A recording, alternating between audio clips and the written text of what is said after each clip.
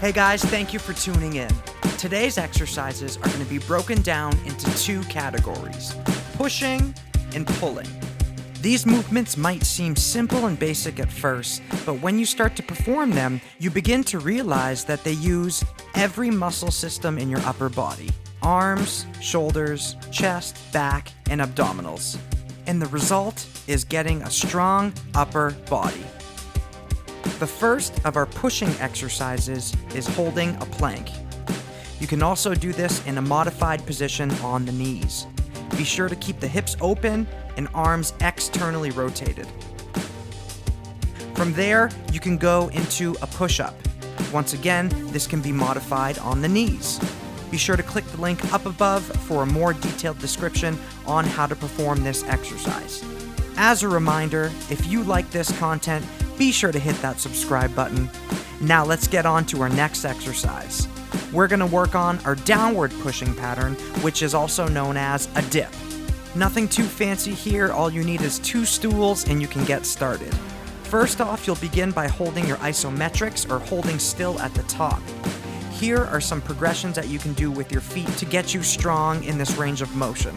If you want to kick it up a notch, you'll go and try some dips. Remember that you can still use these foot progressions when performing the dip. I didn't intend this video to be an actual workout. I was only hoping to inspire you so that you could then pick 2 or 3 exercises that works for you. Our third variation is a vertical pushing pattern or a wall handstand. All you need is a nice empty space. From there, you can do your isometric hold, or you can perform handstand push-ups against the wall. If you are interested in learning how to handstand, be sure to click the video link up above. And if handstands aren't your thing, no worries. You can just use a dumbbell and you can do some overhead press. This will simulate the same type of vertical push that a handstand does. You can do isometric holds or you can do repetitions, 1 hand or 2 hands. Now, let's go to the pulling exercises. Make sure you stick around to the end of this video so I can show you some modifications if you don't have the equipment. Exercise number 1 is your standard passive hanging position. This can be done with your feet on the ground or your feet elevated off the ground. From there, you can go into active and passive shoulder position. Be sure to click the link up above if you want a more detailed description on this topic. Your next progression would then be to go into some pull-ups.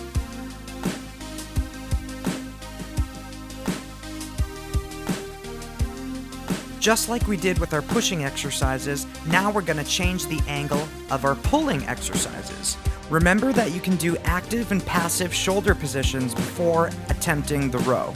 If you need to make this movement harder, what you'll then do is elevate your feet. From there, you can do active and passive shoulder positions or go into a rowing type motion once again.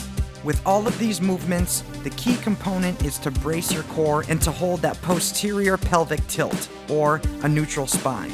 This is going to keep your abs activated and engaged for the entire duration of your exercise.